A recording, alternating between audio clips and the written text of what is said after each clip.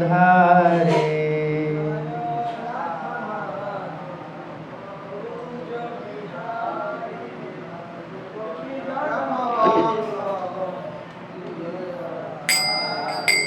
जय राधा माधव कुंज बिहारी गोपी जन वल्लभ गिरिवरधारी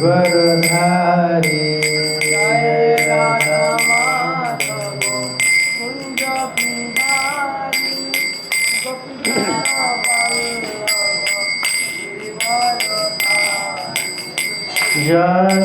यशोदानंदन ब्रज जन रंजन जमुना तीरा बनचारी यशोदानंदन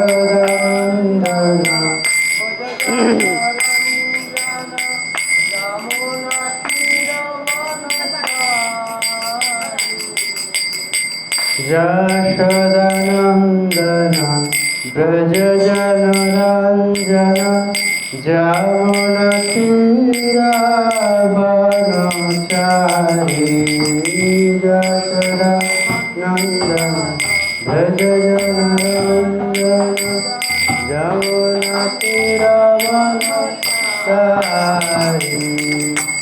जय राधा माधव कुंज बिहारी गोपी जन वल्लभ गिरिवरधारी जय राधा माधव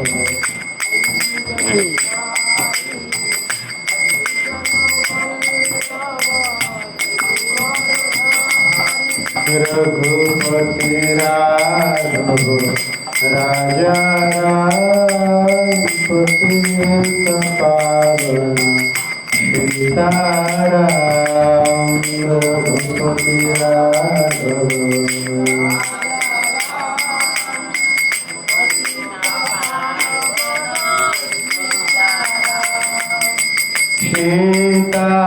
सीताराम सीताराम जय लक्ष्मण विरह हनुमान सीताराम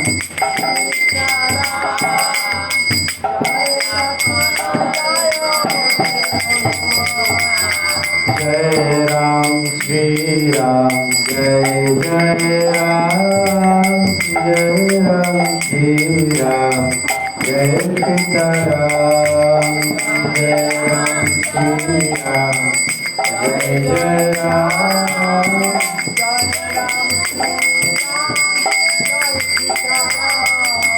जय राम श्री राम जय जय राम जय राम श्री राम जय सीताराम जय राम श्री राम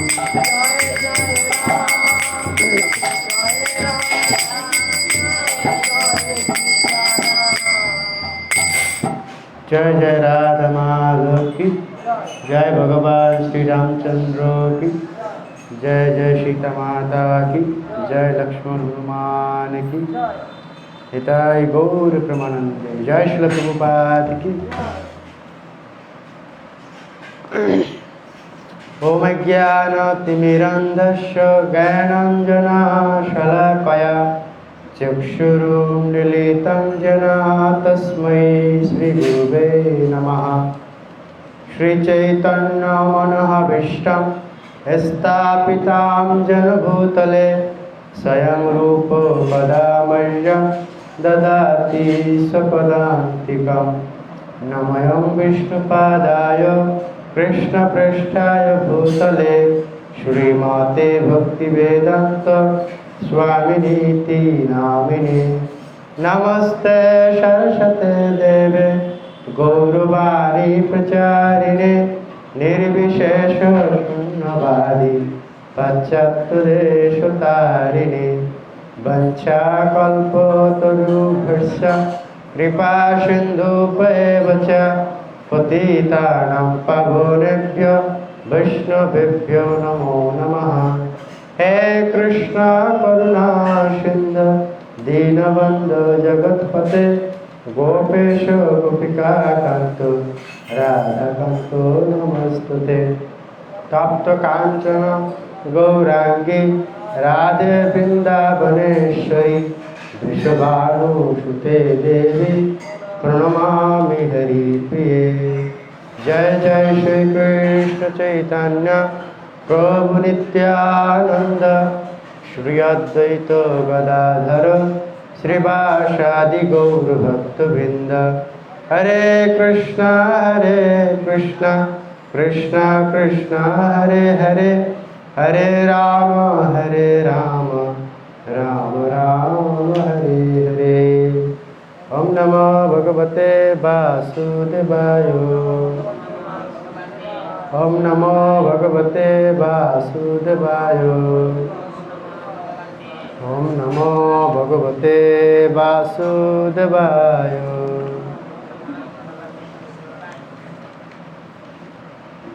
नारायणं नमस्कृत्य नरं चैव नरोत्तमं देवीं सरस्वती व्यासं ततो जयामि। मुखं करोति वाचालं पङ्गुं लङ्घयति गिरिं यत्कृपातमहं वन्दे परमानन्दमाधवं श्रीगुरुं। সবাই ভগবান শ্রী রামচন্দ্রের প্রণাম মন্ত্রটা আমরা বলতে পারি। রামায় রামভদ্রায় রামচন্দ্রায় মেধসে রঘুনাথায় নাথায় সীতায় পতয়ে নমঃ। হরে কৃষ্ণ। তো আগামী দিন ভগবান শ্রী রামচন্দ্রের আবির্ভাব তিথি রাম নবমী উৎসব উপলক্ষে আমাদের অনেক পূর্ব থেকেই ধারাবাহিকভাবে রামায়ণ পাঠ হচ্ছে।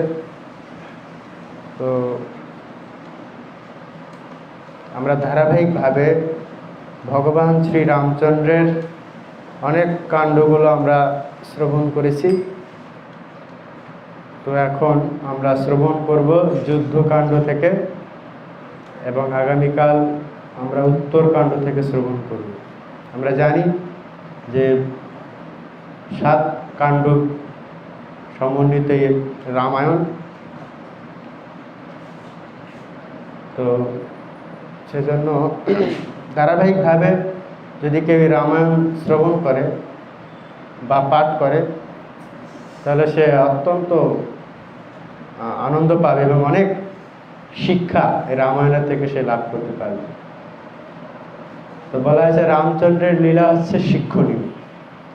রামচন্দ্রের লীলা থেকে আমাদের শিক্ষা গ্রহণ করতে হয়। আদর্শ পুত্রের শিক্ষা গ্রহণ করা যায় রামায়ণ থেকে, রামের চরিত্র থেকে। একজন আদর্শ পুত্র তিনি কিভাবে পিতার সেই ধর্ম রক্ষার্থে কাজ করে। তারপর আদর্শ রাজা কিভাবে একজন রাজার রাজ্য শাসন করতে হয় সেটাও রামচন্দ্র থেকে আমাদের শিক্ষা পাই। একজন আদর্শ পতি যিনি সীতা মাতাকে উদ্ধার করার জন্য, তার স্ত্রী সীতাদেবীকে উদ্ধার করার জন্য কত বড় ঝুঁকি নিয়েছেন। এবং একজন আদর্শ তারপরে কি বলা যায়, একজন আদর্শ যোদ্ধা তিনি কিভাবে কত দক্ষ ছিলেন। তো প্রত্যেকটা ক্ষেত্রেই ভগবান শ্রী রামচন্দ্রের কাছ থেকে আমরা শিক্ষা লাভ করতে পারি। এই জন্য বলা হয় রামচন্দ্রের লীলা হচ্ছে শিক্ষণীয়, আর কৃষ্ণলীলা হচ্ছে স্মরণীয়। কৃষ্ণলীলা আমরা স্মরণ করতে পারি। অগাসুর, বকাসুর, কত লীলা করেছেন ভগবান। গিরি গোবর্ধন, কালীয় দমন, এই লীলাগুলো আমরা স্মরণ করে ভগবান শ্রীকৃষ্ণের সাথে যুক্ত থাকতে পারি। আর শ্রী চৈতন্য মহাপ্রভু যে লীলা করেছেন সেই মহাপ্রভু লীলা হচ্ছে পালনীয়। কারণ মহাপ্রভু ভগবানকে বলা হয় ত্রিযুগ। সত্যযুগে আসেন তিনি, তারপরে দাপর, ত্রেতা দাপর, এই 3 যুগেই ভগবানের ভগবত্তার অনেক লীলা হয়। কিন্তু কলিযুগে ভগবান আসেন কিন্তু ভগবানের ভাব নিয়ে আসেন, তিনি ভক্ত ভাব নিয়ে আসেন। আমরা দেখতে পাই শ্রী চৈতন্য মহাপ্রভু এই কলিযুগে তার ভগবত্তা লুকিয়ে তিনি ভক্ত ভাব নিয়ে আসছেন। তো ভক্ত ভাব নিয়ে আসার কারণটা কি না, তিনি শিক্ষা দিচ্ছেন এবং কি জীবকে পালন করতে হবে কলিযুগে সেটা তিনি শিখাচ্ছেন ভক্ত ভাব অঙ্গীকার করে। তো এই জন্য শ্রী চৈতন্য মহাপ্রভুর লীলা হচ্ছে পালনীয়। কীভাবে বৈষ্ণব সেবা করতে হয়, কীভাবে নাম সংকীর্তন করতে হয়, কীভাবে ভগবানের নাম করতে হয়, ভাগবত শ্রবণ করতে হয়, এসব শিক্ষা মহাপ্রভু তার লীলায় দিয়েছেন। এগুলো পালন করা উচিত ভক্তদের। তো আমরা সেই রামায়ণ থেকে আমরা শ্রবণ করেছি। তা আমরা গতকাল শ্রবণ করেছিলাম যে কিভাবে সেই সমস্ত বানর সেনাদের একত্রিত করে সমুদ্র পার হয়ে লঙ্কায় উপস্থিত হলেন এবং সেই সমুদ্র উপর সেতু তৈরি করা, এটা অত্যন্ত একটা শিক্ষণীয় বিষয় যে কিভাবে যে ভগবানের কৃপায় অসাধ্য সাধন হয়। শিল প্রভুপাদ তিনি খুব কম বয়সেই সারা পৃথিবীতে, মানে কম সময়ের ভিতরে, 70 বছর বয়সে কম সময় পেয়েছিলেন। মাত্র 12 বছরের ভিতরে তিনি সারা পৃথিবী ভ্রমণ করে এই কৃষ্ণ ভক্তির জোয়ার সমগ্র পৃথিবীতে ছড়িয়ে দিয়েছে। অসাধ্য সাধন কিভাবে সম্ভব হয়েছে? ভগবানের কৃপায়। ঠিক সেরকম ভগবান রামচন্দ্র স্বয়ং তার ভক্তদের, যারা সুগ্রীব, হনুমান, অন্যান্য যারা আছে তাদেরকে নিয়ে সেই সমুদ্রের উপর সেতু এটা তৈরি করেছে। আমাদের বাংলাদেশে তো অনেক সমুদ্র আছে, বঙ্গোপসাগর, বড় বড় সাগরের উপর কোনো সেতু আছে দেখা যায়? কোথায় আছে? অনেক পদ্মার সমুদ্র না, ওটা নদী। তো সমুদ্রের উপর সেতু দেখা যায়, হয়তো থাকতে পারে বিদেশে, কিন্তু একমাত্র ভগবানই এই সমুদ্রের উপর সেতু তৈরি করতে পারছে। সেটা কিসের সেতু? পাথরের সেতু। সেখানে বলা হয়েছিল যখন এই পাথর সেতু তৈরি করা হচ্ছিল কিভাবে হবে, বরুণদেবকে আহ্বান করা হলো। প্রথম বরুণদেব আসেনি, ভগবান রামচন্দ্র। তখন রামচন্দ্র রেগে গেছে, বলছে এই জগতে জড়জগৎ ভদ্র ব্যবহার জানে না, এদের সাথে খারাপ ব্যবহার করতে হয়। তখন ব্রহ্মাস্ত্র তুলে সেই বরুণদেবকে হত্যা করতে চেয়েছিলেন ভগবান রামচন্দ্র। তখন বরুণদেব এসে বলছেন, প্রভু আপনার চিন্তিত হওয়ার কোনো কারণ নেই। আপনার দলে এই নীল নামে একজন ব্যক্তি আছে, এ যে কোনো কিছু যদি সমুদ্রে ফেলে দেয় সেটা আর ডোবে না, অভিশাপ আছে তার ঋষিদের। নীল আছে বিশ্বকর্মার পুত্র, একজন ভালো ইঞ্জিনিয়ার আপনার দলে আছে। এই ইঞ্জিনিয়ারকে কাজে লাগিয়ে আপনি সেতু তৈরি করতে পারেন, ভালো মেধাবী। তখন এই নীলের মাধ্যমে ভগবান রামচন্দ্র সেতু তৈরি করছেন, সেই সাথে ভগবানের নাম লিখে সেটাও আছে। এগুলো আমরা শুনেছি। যখন সেতু হয়ে গেল, যখন লঙ্কায় চলে আসলো, তখন বানররা তো, এদের তো আর অস্ত্র নাই, যুদ্ধ করবে কি দিয়ে? যুদ্ধ তো করতেই হবে, যুদ্ধ করার জন্য তো যাচ্ছে লঙ্কায়। তখন এই পথে থেকে যত পাহাড় পর্বত গাছপালা নিয়ে তারা লঙ্কায় আসছিল, এগুলোই তাদের অস্ত্র। তখন এই লঙ্কায় যখন এসে পৌঁছলো, অলরেডি সেই রাবণের কাছে খবর চলে গেছে যে রাম তার বানর সেনাদের নিয়ে চলে আসছে। কোথায়? লঙ্কায় চলে আসছে। তো সাথে সাথে রাবণ কি করলেন? তিনি একটা মিটিং করলেন সমস্ত মন্ত্রী যারা আছে তাদেরকে নিয়ে, যে আমাদের অনেক আগেই সচেতন হওয়া উচিত ছিল, কিন্তু এখন চলে আসছে, কিছু করার নেই। এখন কিভাবে যুদ্ধ শুরু করা যায়, কিভাবে তাদেরকে প্রতিহত করা যায়, সেই বিষয়ে আপনারা পরামর্শ দেন।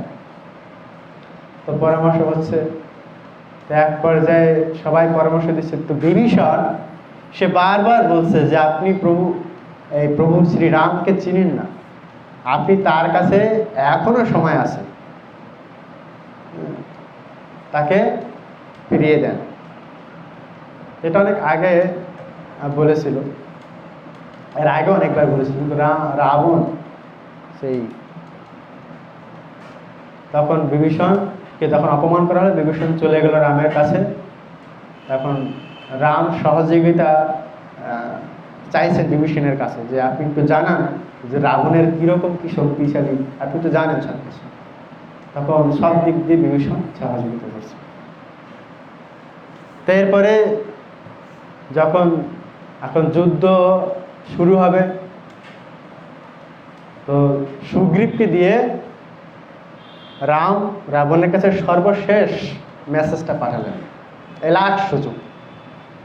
এখনো যদি সীতাকে আমি, যেমন এই বিভীষণ আমার কাছে আসছে, আমার কাছে আত্মসমর্পণ করছে, আমি তাকে ক্ষমা করে দিয়েছি এবং আমি তাকে লঙ্কার রাজা যে হবে সেটা ঘোষণা দিয়ে দিয়েছি। তো রাবণও যদি এখন, সুগ্রীব তুমি যাও, রাবণও যদি এখন আমার কাছে আত্মসমর্পণ করে, সীতাকে ফিরিয়ে দেয়, আমি তাকে ক্ষমা করে দেবো এবং আমি তাকে রাজা করব।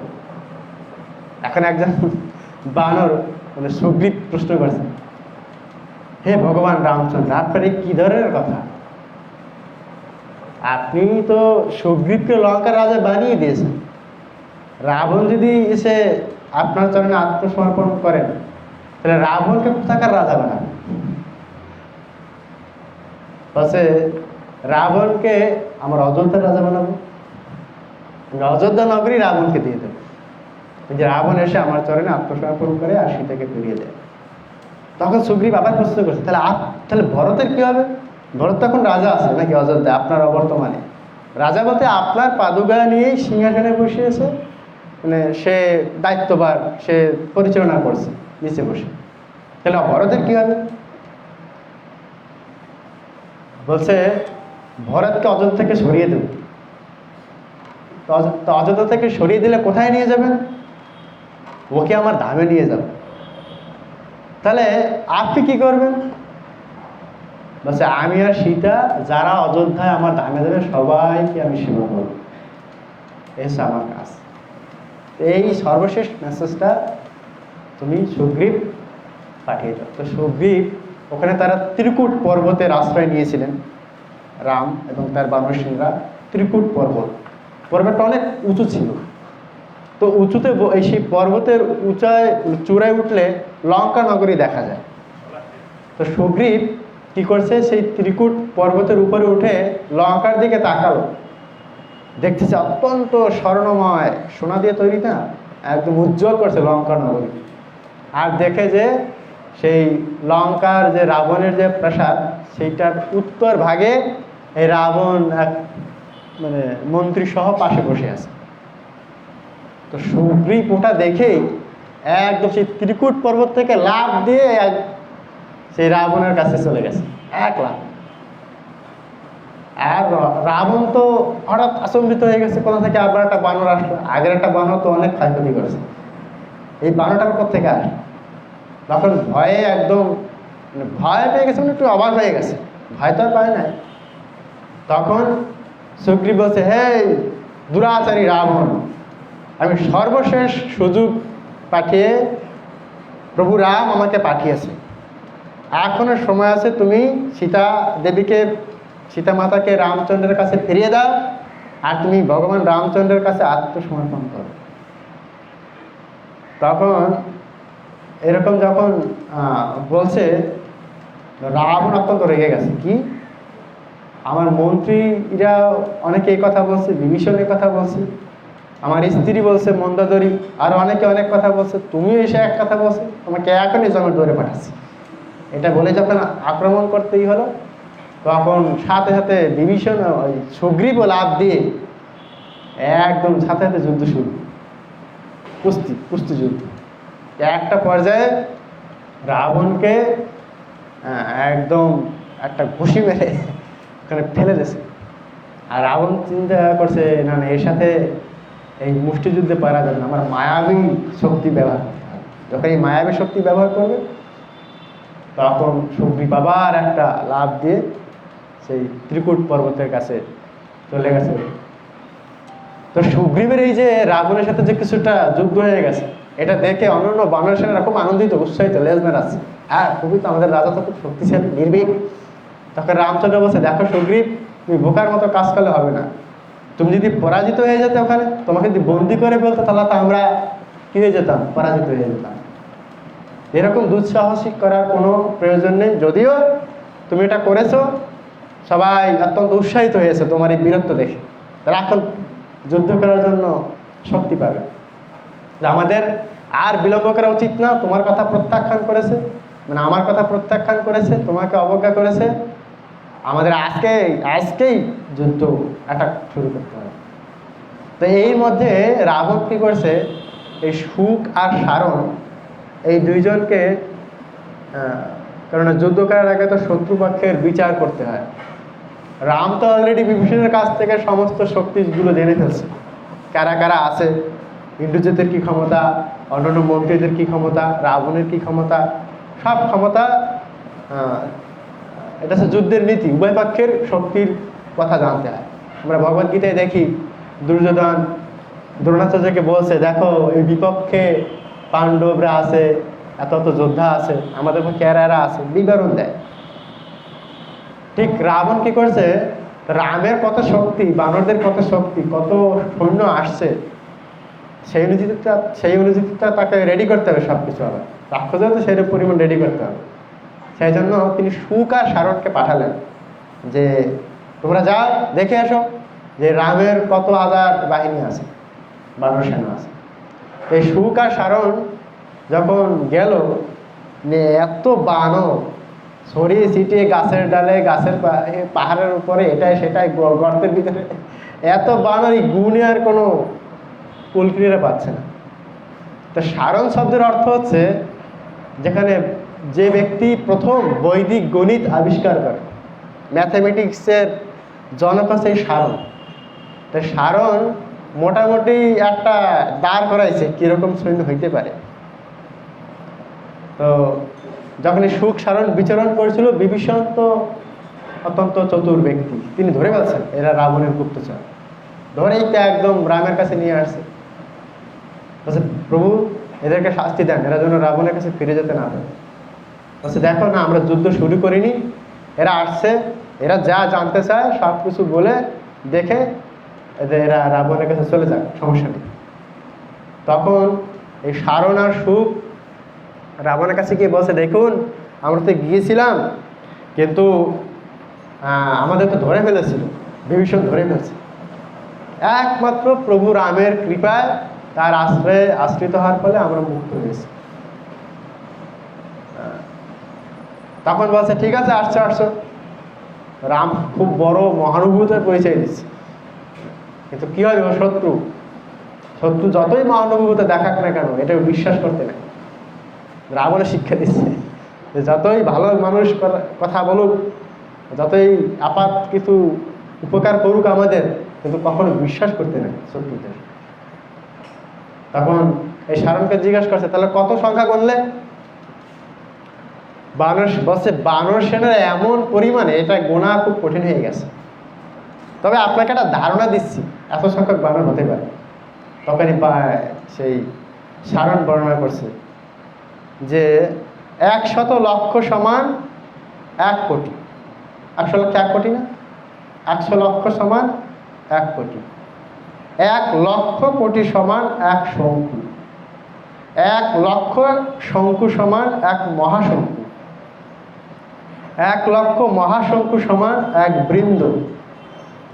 1 লক্ষ বৃন্দ সমান 1 পদ্ম। 1 লক্ষ পদ্ম সমান 1 মহাপদ্ম। 1 লক্ষ মহাপদ্ম সমান 1 খর্ব। 1 লক্ষ খর্ব সমান 1 মহাখর্ব। 1 লক্ষ মহাখর্ব সমান 1 সমুদ্র। 1 লক্ষ সমুদ্র সমান 1 ওঘ। 1 লক্ষ ওঘ সমান 1 মহাওঘ। এখন রামের বানর সেনা কত জানেন? এরকম 100 কোটি মহাওঘ হচ্ছে রামের বানর সেনা। কোথা থেকে শুরু করছে? 100 লক্ষ 1 কোটি দিয়ে শুরু করছে। তো এইরকম যখন বলছে, রাবণের মাথা মানে হিসাব আর ক্যালকুলেশন ধরছে না, মাথা এত বানর আসতে করতে। তখন এখনই যুদ্ধ শুরু করা উচিত। অলরেডি ওই দিন রাত্রে যুদ্ধ শুরু হয়ে গেল।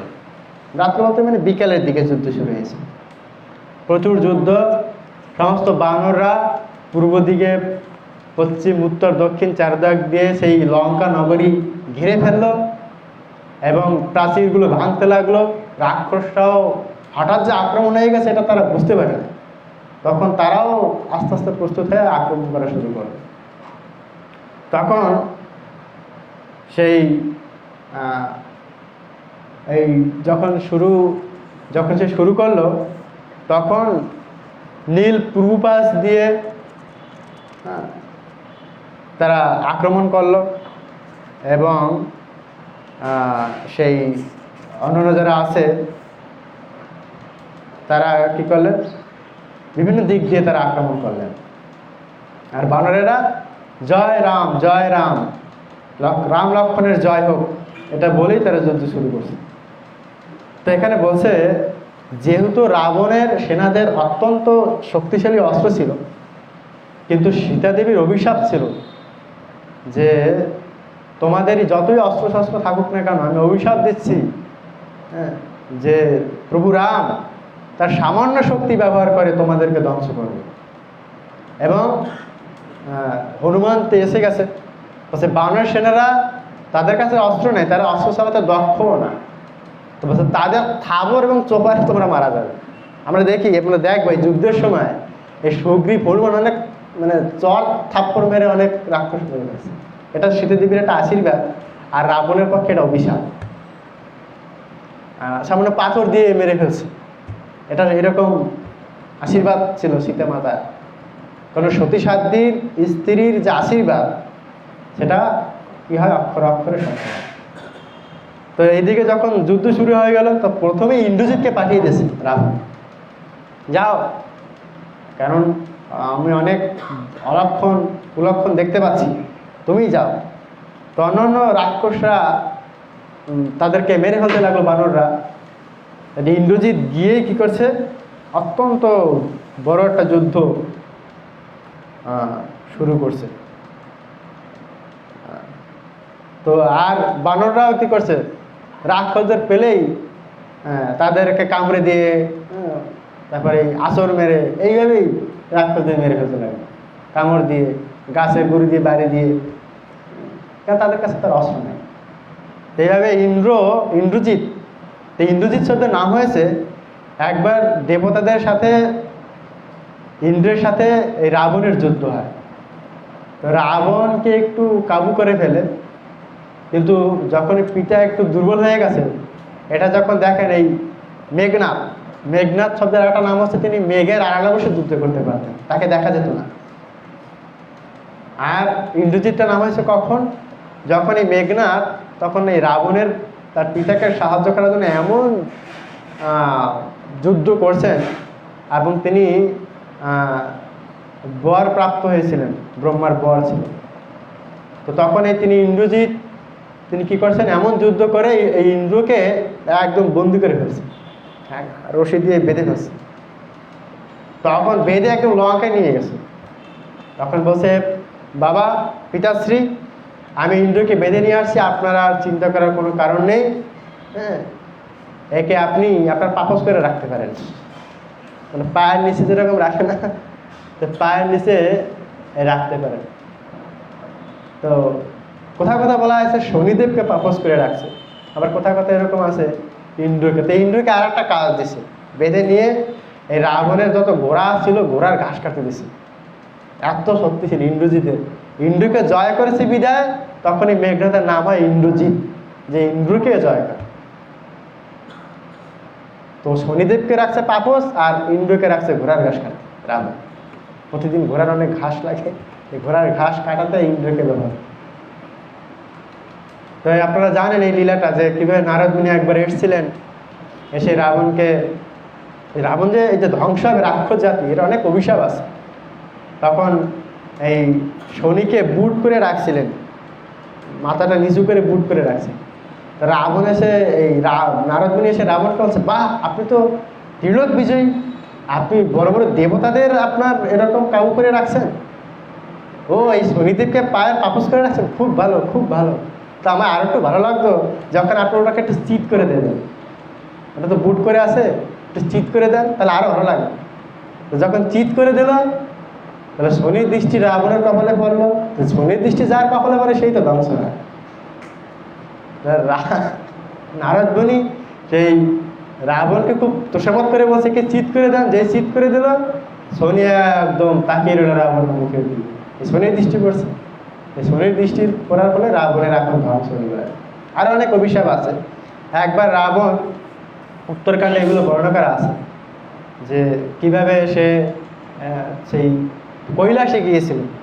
তো কৈলাসে গিয়ে কৈলাসে যখন ঢুকতেছিল তখন এই কৈলাসের যে দ্বাররক্ষী নন্দী, শিবের যে বাহন নন্দী, এরা আসছে। রাবণকে বলছে তুমি কোথায় যাচ্ছ, এখানে প্রভুর এখন মাতার সঙ্গে আছেন, তখন আপনি আপনি এখানে প্রবেশ করতে পারবেন না, আপনি অপেক্ষা করতে হবে। তো নন্দীর চেহারাটা একটু মানে কি মাসে মানে গাভী, কিন্তু একটা অন্যরকম গাভী। তো রাবণ একদম রেগে বলছে বানর কোথাকার, তুমি কে আবার, যাও এখান থেকে, এক চটকানি মার। ওই বানর বলে একটু উপহাস করছিল, তখন নন্দী একটা অভিশাপ দিয়েছে, তুমি আমাকে বানরের ভাব মনে করে আমাকে বানর বলে অভিশাপ দিয়েছে, এই বানর জাতি তোমাকে ধ্বংস করবে, এই বানরই তোমাদের অভিশাপ দিচ্ছে, এই বানর জাতিরই তোমার ধ্বংসের কারণ। এরপরে এই নন্দীকে সরিয়ে সেই কি বলে এই কৈলাসকে জাগিয়ে ফেলছিল রাবণ। যখন এই কৈলাসকে আস্তে আস্তে জাগাচ্ছে তখন পার্বতী তো সেই শিবের কোলে ছিলেন, হঠাৎ করে পার্বতী মানে পড়ে যাচ্ছিলেন, ভয় পেয়ে তিনি শিবকে জড়িয়ে ধরলেন। আচ্ছা প্রভু এই কি ধরনের, এটা কিরকম হলো? তখন শিব বুঝতে পারছে যে রাবণ এরকম একটা কাজ করছে, তখন শিব তার পায়ের গোড়ালি দিয়ে আবার এই পর্বত চাপ দিয়ে আবার ওই একদম সেই জায়গায় রাখলেন। আর তখনই রাবণের হাত, একটা হাত একটা পা ওই কৈলাস পর্বতের নিচে চাপা পড়ে যায়। তখন এই পার্বতী একটা অভিশাপ দিয়েছে, তখন কি আমাকে ভয় করিয়েছে, আমি ভয় পেয়ে গেছি, যে এই কাজটা করেছে এই পর্বত উত্তোলন করেছে, এই নারীর ভয় উৎপাদন করলেই তার ধ্বংস হবে, সে বিনাশ হবে, এই একটা অভিশাপ। এরপরে পরে শিবের কৃপায় আবার তাকে মুক্ত করে দেওয়া হয় রাবণকে। তো ইন্দ্রজিৎ যখন এরকম যুদ্ধ করতে লাগলো, হঠাৎ যুদ্ধ করতে করতে করতে একটা সময় সে কি করলো, সেই লক্ষ্মণ এবং রামকে নাগপাশ বাণ মারলো, নাগপাশ বাণ মেরে তাকে রাম এবং লক্ষ্মণকে অচেতন করে ফেলল। তখন এটা দেখে বলছে ইন্দ্রজিৎ বলছে আরে এরা আছে লঙ্কা আক্রমণ করে, এ তো সাধারণ মানুষ, আমার কাছে ইন্দ্র পরাজিত হয়, এই সাধারণ মানুষ কিভাবে এই লঙ্কা আক্রমণ করতে পারে, এত দুঃসাহস কোথা থেকে আসে? তো এখন এবং নাগপাশ বেঁধে অনেক তীর মেরে রাম এবং লক্ষ্মণকে রক্তাক্ত করে ফেলছে একদম, এবং তারা একদম ভূপতিত হয়ে গেল। তখন সমস্ত বানর সেনারা তারা একদম হায় হায় মানে বলে অত্যন্ত বিচলিত হয়ে গেল। রাম লক্ষ্মণকে যুদ্ধের প্রথম দিনই একদম করে ফেললো। তখন এই সুগ্রীব এরা সবাই অত্যন্ত দুঃখ পেল। আর তখন রাত হয়ে গেছে আর কি, যুদ্ধ করতে করতে রাত হয়ে গেছে। তো রাত যখন নেমে আসছে এখন এই চিনতে পারছে না বানরকে আর রাক্ষসকে। কারণ বানর যখন একত্রিত হয় তখন জিজ্ঞেস করে তুই বানর না রাক্ষস, কোনটা তুমি? যদি বলে রাক্ষস তখন ওটাকে মারে, আর বানর বললে ছেড়ে দেয়। কারণ এত অন্ধকার হয়ে গেছে। আর ইন্দ্রজিতের যে যুদ্ধের এমনই প্রলয়ঙ্করী ভাব, সমগ্র যুদ্ধক্ষেত্র ওই জায়গাটা অন্ধকার হয়ে গেছে, চিনতে পারছে না কে কে। তো বানর অনেক সময় বানর ভুলে ভুলে মারামারি করে অনেক বানর মেরে গেছে, চিনতে পারছে না। তখন কিন্তু রাক্ষসদের চলার একটা উপায় আছে, রাক্ষসদের বর্ম আছে, তো বর্ম যুদ্ধের পোশাক, ওইটা আবার রাত্রিকালীন সময় উজ্জ্বল করে। আর রাক্ষসরা রাত্রিকালীন সময় উজ্জ্বলতা প্রাপ্ত হয়, ভূত প্রেত রাক্ষস যারা রাত্রিকালীন সময়ে উজ্জ্বলতা প্রাপ্ত হয়, ওটা থেকে তখন তারা বুঝতে পারছে এগুলো রাক্ষস। কিন্তু যুদ্ধ করে কিন্তু রামকে আর লক্ষ্মণকে যখন আক্রমণ একদম এরকম রক্তাক্ত করে ফেললেন, নাক পাশে বন্দি করে, তখন তার অত্যন্ত বিচলিত হলেন। সুগ্রীব বসে আমরা আমাদের কিষ্কিন্ধায় ফিরে যাওয়া উচিত, যখন সুস্থ হবে আবার তখন আবার আসবে। তখন সবাই মানে দিক পাচ্ছে না, কি করবে কি করবে। হঠাৎ করে তখন সেই রাম লক্ষ্মণ যে মারা গেছে এটা চারিদিকে ছড়িয়ে দিলেন ইন্দ্রজিৎ। তো আর রাবণ তো একদম আনন্দাত্মা, তুমি প্রথম দিনই মেরে ফেলছো, তোমার অনেক প্রশংসা করছে পুত্রের। তখন ইন্দ্রজিৎ বলছে, হে পিতা, আপনার পরিকল্পনা এখন সার্থক। আপনি সীতাকে বিশ্বাস করানোর জন্য কি করেন, আপনার পুষ্পক রথে উড়িয়ে সেই রাম লক্ষ্মণের মৃত শরীরটা দেখাই। রাবণ বলছে, হ্যাঁ ভালো বুদ্ধি ভালো বুদ্ধি। এবার এখন সীতা যখন দেখবে তার প্রতি মারা গেছে রাম, তখন সে আমাকে গ্রহণ করবে। রাবণের একটাই ধারণা ছিল, কখন সীতা তাকে গ্রহণ করবে। কেননা এই প্রশ্ন হতে পারে, তাহলে সীতাকে কেন বলাৎকার করেনি, কেন জোর করেনি? এটা একটা অভিশাপ আছে রাবণের। একবার যে সেই কুবেরের পত্নী রমা, সে যখন একবার যাচ্ছিল ইন্দ্রের রাজসভায়, তখন এই পথের মধ্যে রাবণ তাকে দেখে মোহিত হয়ে গেল। তখন সে রমার অনিচ্ছাতে বলছে, আমি তো আপনার ভ্রাতৃ পত্নী, আপনি আমার প্রতি এরকম কেন আপনি আচরণ করছেন? তখন বলছে, ওটা নিজেদের ভাই হলে হয়, কুবের তো আমার সৎ ভাই, তো সৎ ভাইয়ের স্ত্রী এটা কোনো বিষয়।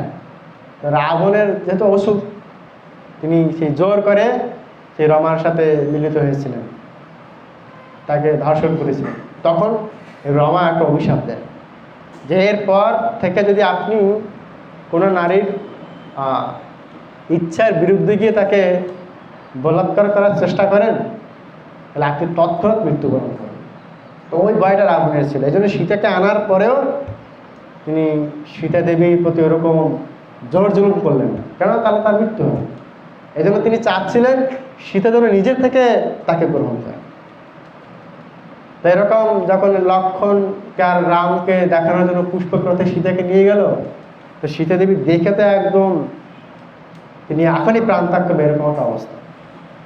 বলছে, আমার তো আশীর্বাদ করেছিল ব্রাহ্মণরা, আমার পত্নী কখনো মারা যাবে না, আমি কখনো বিধবা হবো না, কিন্তু সেই সেই সেই আশীর্বাদ কি ব্যর্থ এখন? মানে অনেক বিলাপ করছিল রাম লক্ষ্মণকে দেখে। তখন এই পাশে যে একটা রাক্ষসী ছিল, সে বলছে, ত্রিজটা তার নাম, আরে তুমি কান্না করছে কেন? এই রাম লক্ষ্মণের তো কিছু হয়নি, আমি দেখতে পাচ্ছি এরা মৃত্যুবরণ করেনি, কেননা তাদের মুখ থেকে এখনো দিব্যজ্যোতি বেরোচ্ছে। তখন এরা মৃত্যুবরণ করেনি, দেখবে এরা খুব শীঘ্রই বেঁচে উঠবে। তখন সীতা দেবী তখন কিছুটা আশ্বস্ত হয়, তখন তারা আবার সে অশোক বেটিকে নিয়ে যায়। তো এখন সুগ্রীব কি করছে, তো এই সুসেনকে বললেন কি করা যায়। তখন জাম্বুবান এসে বলছেন যে সুগ্রীব চিন্তা করার কোনো কারণ নেই, আমি সুসেনকে পাঠাবো যেখানে ক্ষীরসাগরের সমুদ্রে যাওয়ার জন্য, সেখানে কিছু ঔষধ আছে। কি ঔষধ? সঞ্জীবনী ঔষধ, আর একটা হচ্ছে বিশল্যকরণ ঔষধ। সঞ্জীবনী ঔষধ দ্বারা মৃত শরীরকে জীবিত করা যায়, আর বিশল্যকরণ ঔষধ দ্বারা যদি হাড়গোড় ভেঙে যায়, রক্তকরণ হয়, এই ক্ষয়গুলো দ্রুত নিরাময় করা যায়। তো এই দুইটা ঔষধ আমি পাঠাবো। তো যখন এই কথাগুলো বলছে আনবে, হঠাৎ দেখে কি বিশাল একটা পাখি সমুদ্রের জল উত্তোলিত করে সেখানে আসতেছে। তো ওটা দেখে ভয় পেয়ে গেছে, এই আবার কোনটা রাক্ষস? আসলে এটা রাক্ষস না, এসে গরু। গরুর দেব যখন দেখলেন তার প্রভু রাম এবং লক্ষ্মণ অত্যন্ত সাপের দ্বারা, সাপগুলো তাদের রক্তগুলো শুষে খাচ্ছে, কিছুক্ষণ পরেই তারা দেহত্যাগ করবে। ভগবান তো দেহত্যাগ করেন, এটা তো লীলা। ভগবান প্রত্যেকটা অবস্থায় তাদের ভক্তদেরকে সেবায় লাগাচ্ছে, এমনকি নিজে মারা যাবে এই অভিনয় করেও তিনি ভক্তদেরকে সেবায় লাগাচ্ছে। তো এটা একটা নীতি যে সৎ গুরুদেব বা ভগবান সব সময় তার শিষ্যকে বিভিন্ন পরিস্থিতির মাধ্যমে তাকে সেবায় লাগিয়ে তাদের চিত্তকে নির্মল করে। তো রাম এখানে সেই শিক্ষাটা সেই সেবায় লাগাচ্ছেন সবাইকে। তখন এই গরুদেব এসে তৎক্ষণাৎ তিনি কামড় দিয়ে সেই সমস্ত যে নাগ সাপগুলো রাম এবং লক্ষ্মণকে পেঁচিয়েছিল সেইগুলোকে সরিয়ে দেয়, আর সাপগুলো ভয়ে পালিয়ে যেতে লাগলো। তৎক্ষণাৎ তারা রাম এবং লক্ষ্মণ আবার জীবিত হয়ে তাদের প্রাণ চেতনা ফিরে আসে। তখন গরুদেবকে জিজ্ঞেস করছে রাম, আপনি কে? তখন গরুদেব বলছেন, হে প্রভু, আমি আপনার নিত্য দাস, আমি বিনতার পুত্র, আর এই কদ্রুর পুত্র সেই সাপেরা। তা আমার যেহেতু সাপ আমার খাবার, তা আমি উপস্থিত হওয়ার সাথে সাথেই এরা আপনাদেরকে ছেড়ে পালিয়ে গেছে, আপনাদের আর কোনো ভয় নেই।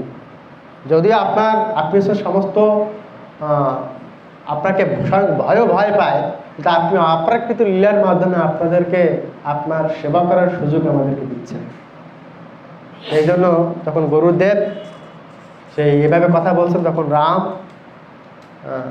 রাম কি করছে, আলিঙ্গন করছে গরুদেব, এবং গরুদেব রামকে প্রণাম করে প্রদক্ষিণ করে তিনি আবার চলে গেছে। হঠাৎ এই বানররা আবার উৎফুল্ল হয়ে উঠল, লক্ষ্মণ চেতনা ফিরে পেয়েছে।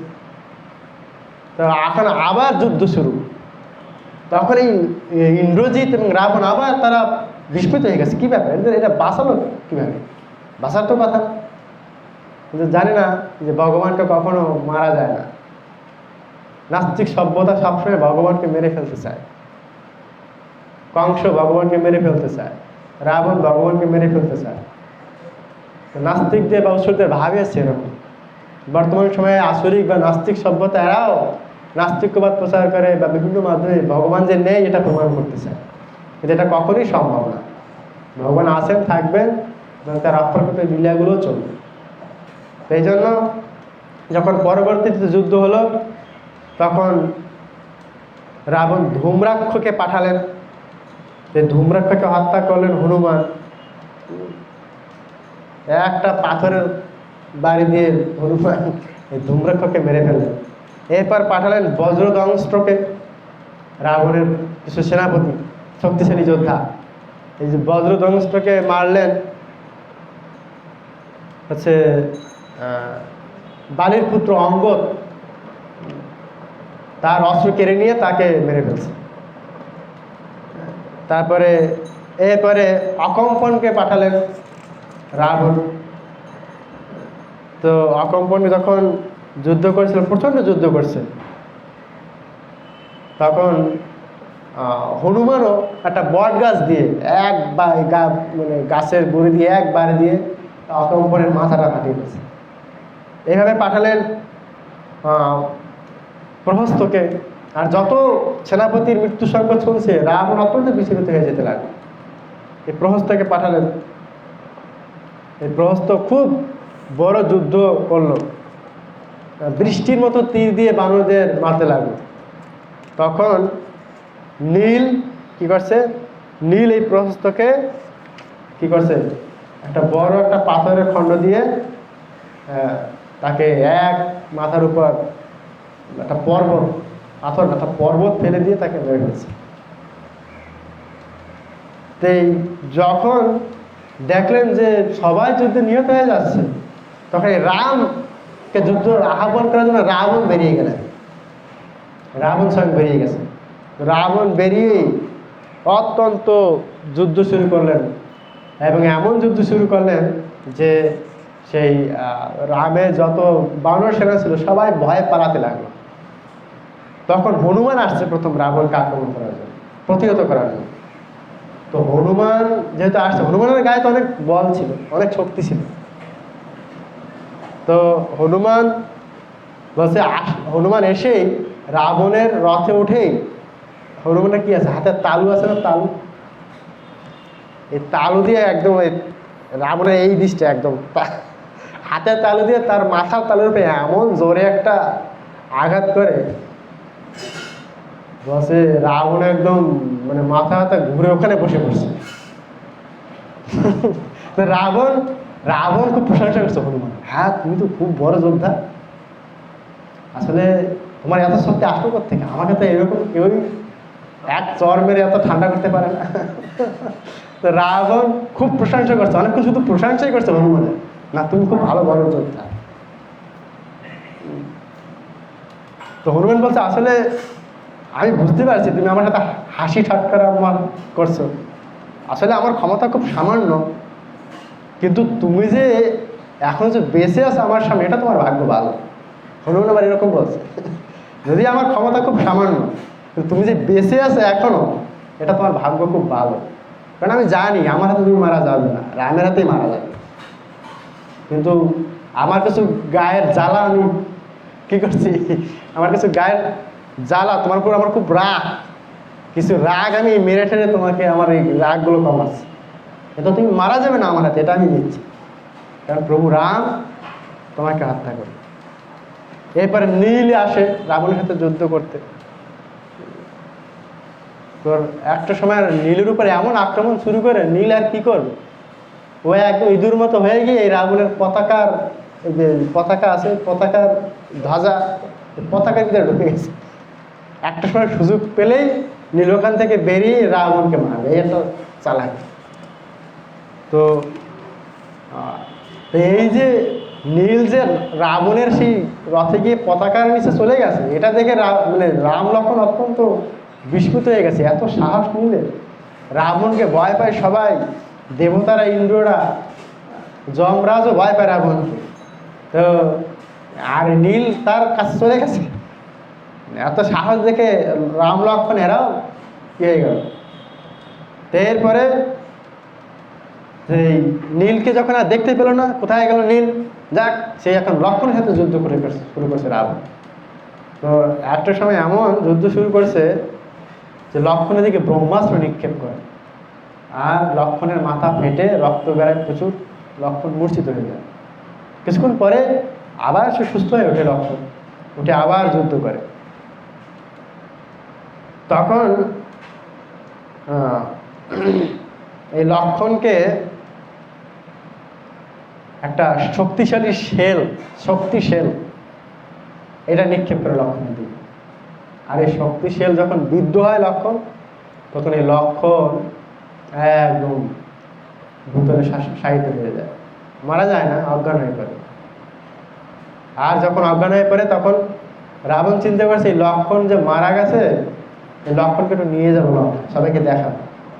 তো লক্ষ্মণকে যে নিতে আসলো রাবণ, তখন লক্ষ্মণ বুঝতে পারছে যে রাবণ আমাকে নিয়ে যাবে। তখন লক্ষ্মণ, তুমি তো স্বয়ং বলরাম নাকি, যার মাথার উপরে যে অবতার শেষ না, অনন্ত না, বলরামের যে শেষ অবতার, সেই লক্ষ্মণের যে শেষ অবতার, সেই তার উপরে সমস্ত বিশ্ব ব্রহ্মাণ্ড ধারণ করে। তো যার বিশ্ব ব্রহ্মাণ্ডকে ধারণ করে তাকে উত্তোলন করবে কে? তখন লক্ষ্মণ নিজেকে অত্যন্ত ভারী করে ফেলছে, রাবণ যাতে তাকে না হতে পারে। তো রাবণ অনেক চেষ্টা করে সেই লক্ষ্মণকে আর জাগাতে পারলেন। তখন এটা আবার হনুমান দূর থেকে দেখে। তো হনুমান এসেই আর লক্ষ্মণকে যে বিদ্ধ করছে, রাগে হনুমান এমন একটা মুষ্টাঘাত, কিল যেটাকে বলে, কিল দেয় গ্রাম বাংলায়, এই মুষ্টাঘাত দিয়ে রাবণের এমন একটা মাথার উপর এমন একটা ঘুষি মারছে, বলছে রাবণের 10 মুখ আর 20 কান, 20 চোখ দিয়ে রক্ত পড়তে লাগে। রক্ত পড়তে পড়তে রাবণ অচেতন হয়ে গেছে। আর তখন এই হনুমান কি করছে, দ্রুত এই লক্ষ্মণকে, আর লক্ষ্মণ তখন নিজেকে হালকা করে ফেলছে, হনুমান আসছে, তখন এই লক্ষ্মণকে নিয়ে দ্রুত সেখান থেকে চলে গেছে। আর ওই রাবণের এই অবস্থা দেখে তার যে সারথি, শেষে যে ওরে বা এই অবস্থা তো খারাপ, সাথে সাথে কি করছে, রাবণকে রথে করে লঙ্কায় একদম চলে গেছে হনুমানের এক ঘুষিতে। তো এইদিকে তো খুব কিন্তু যখনই নিয়ে যাচ্ছে লঙ্কায়, তখন রাবণ তখন চেতনা জেগে উঠছে। তো রক্ত মুছে বলছে, এই তুমি আমাকে কোথায় নিয়ে যাচ্ছ? আচ্ছা আপনাকে, আপনার তো অবস্থা খুব খারাপ, আপনাকে আমি লঙ্কায় নিয়ে যাচ্ছি।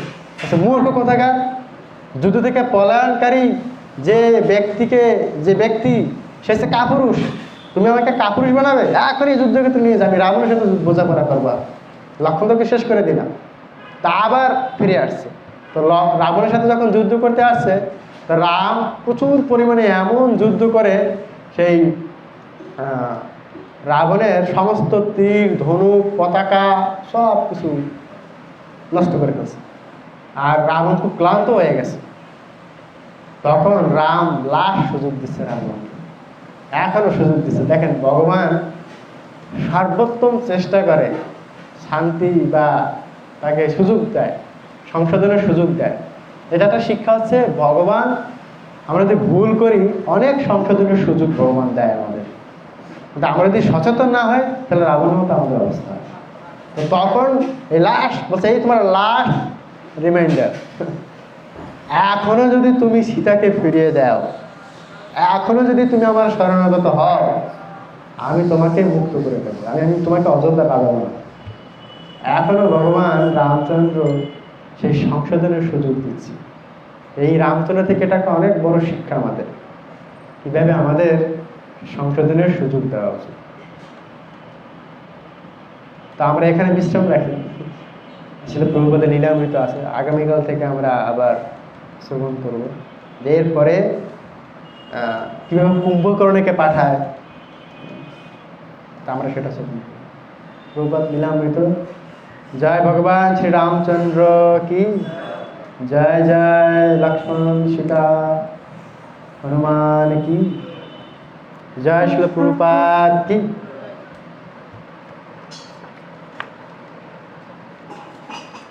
তো শিল প্রভুপাদের লীলামৃত কোন জায়গা থেকে 19 তারিখে আছে। প্রভুপাদের জয়, জয় রাধা শ্যাম সুন্দর জগন্নাথ বলদেব সুভদ্রা মহারানী কি।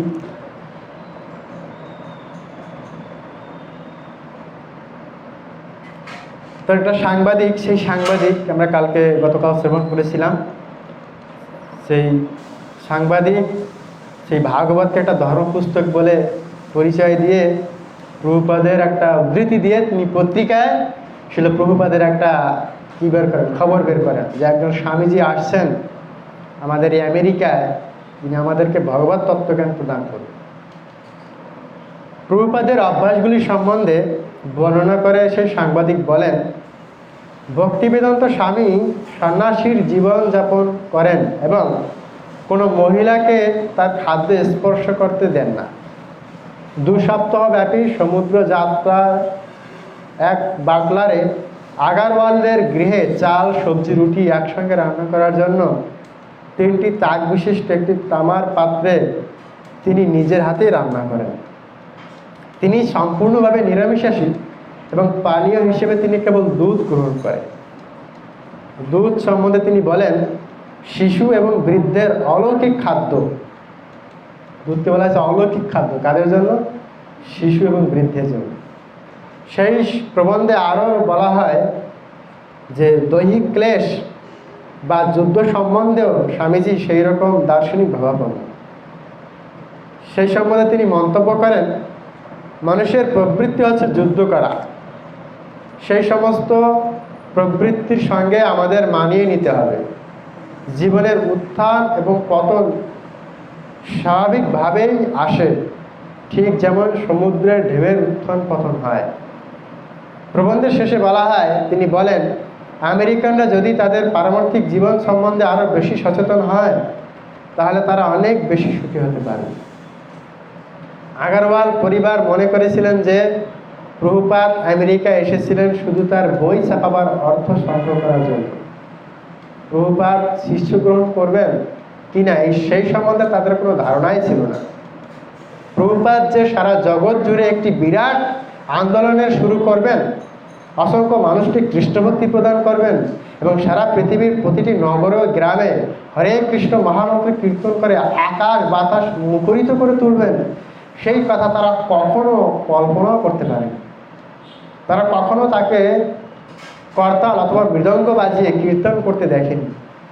তারা মনে করেছিলেন যে তার অনুদিত শ্রীমদ্ ভাগবত ছাপাবার জন্য তাকে আর্থিক সাহায্য করতে পারে এমন কয়েকজন মানুষের সন্ধানে তিনি আমেরিকা এসেছিলেন।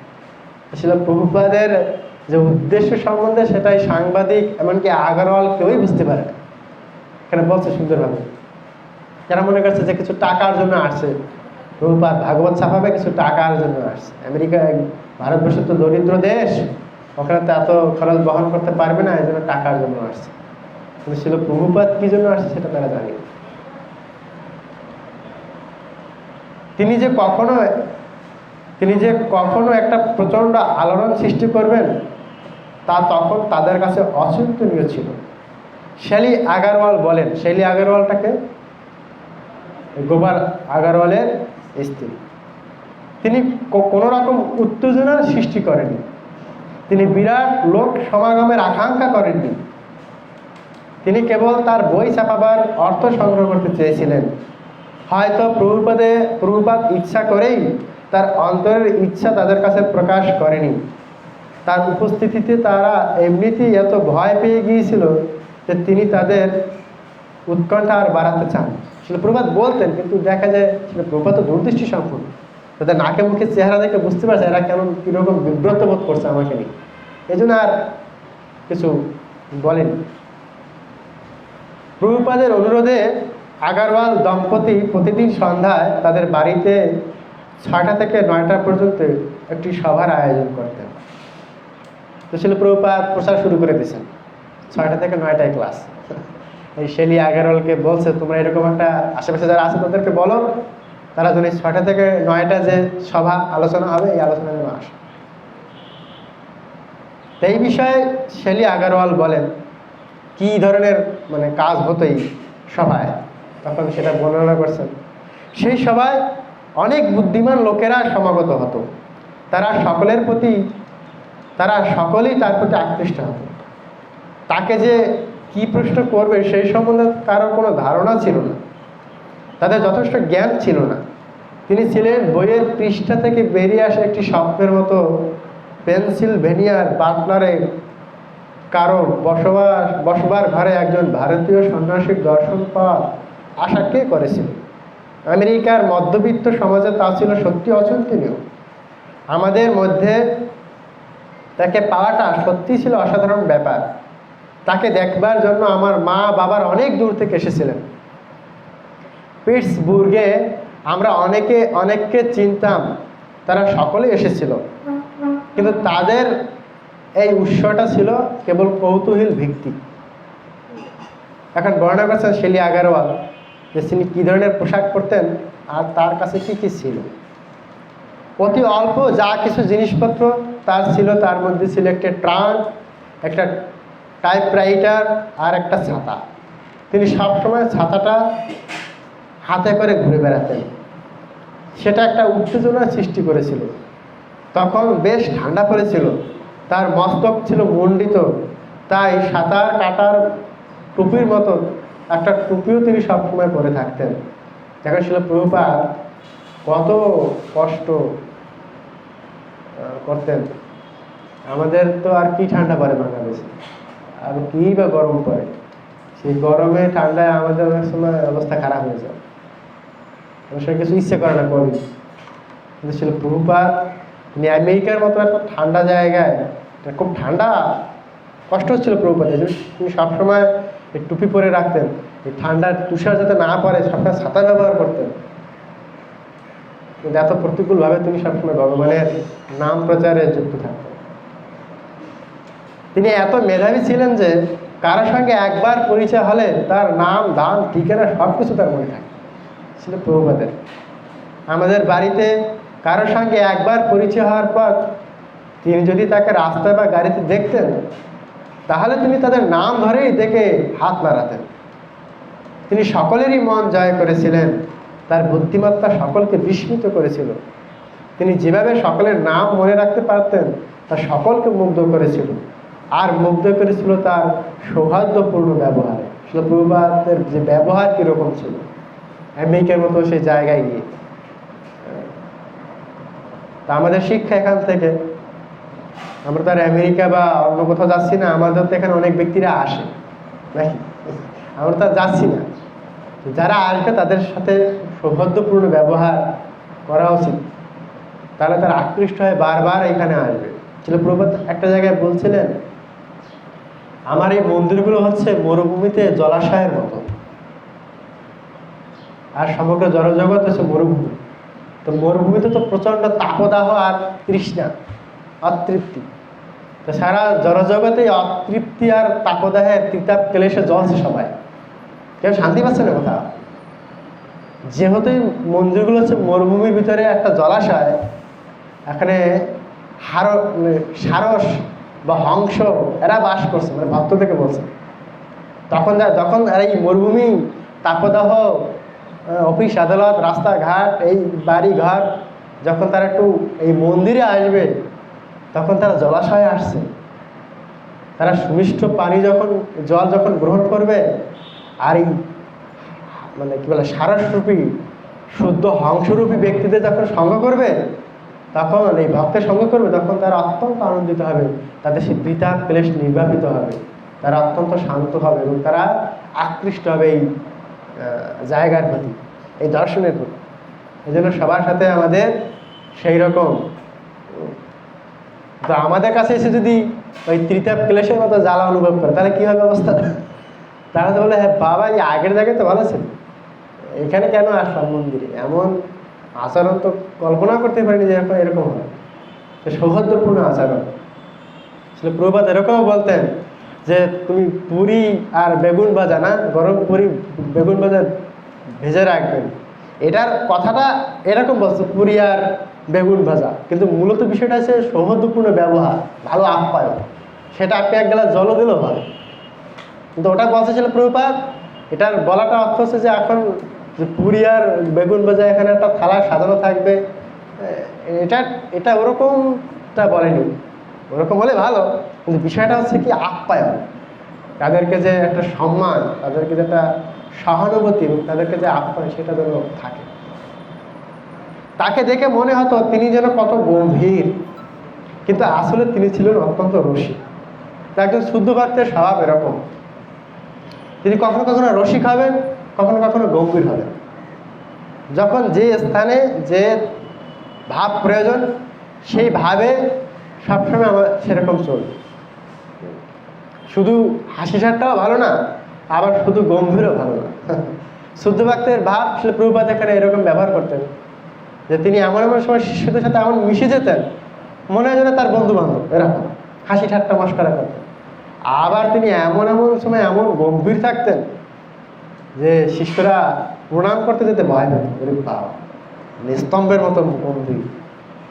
ঠিক একজন ভক্তের এরকম থাকা উচিত, শুদ্ধ ভক্তের। আমরা শুনে ভগবদ গীতায় শুদ্ধ ভক্তের লক্ষণে এরকম বলা হয়েছে, গম্ভীর একটা আছে, গম্ভীর, মৃদু, অচপলতা, এগুলো হচ্ছে বৈষ্ণবের গুণ। তাকে দেখে মনে হতো তিনি অত্যন্ত কড়া প্রকৃতির মানুষ, কিন্তু তার ব্যবহার ছিল অত্যন্ত মধুর। আমার জীবনে আমি কখনো এরকম নির্ঝঞ্ঝাট অতিথি দেখিনি। যখন আমি আমার কাজে ব্যস্ত থাকতাম, তাকে দেখাশোনা করবার সময় যখন আমার থাকতো না, তখন তিনি আপন মনে জপ করতেন। আমি জানতাম যে তিনি খুব আনন্দে আছেন।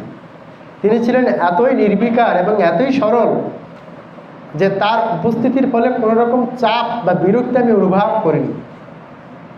তিনি ছিলেন সত্যি এক অপূর্ব অতিথি। শেলি আগরওয়াল বলছেন, লোকেরা যখন আসতো, সিগারেট খেত, আমাদের মনে হতো তার হয়তো অসুবিধা হচ্ছে, তো তিনি বলতেন ঠিক আছে, ও বিষয়ে কিছু নেই।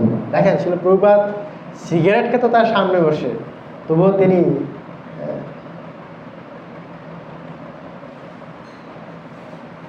আমাদের মন্দিরে যদি কেউ সিগারেট খায় বা পান খায়, তাদের সাথে কিরকম আসার, আমার দেয় একদম লাঠি ডেঙ্গা দিয়ে বের করে দিতে বলে ভালো, বের হয়।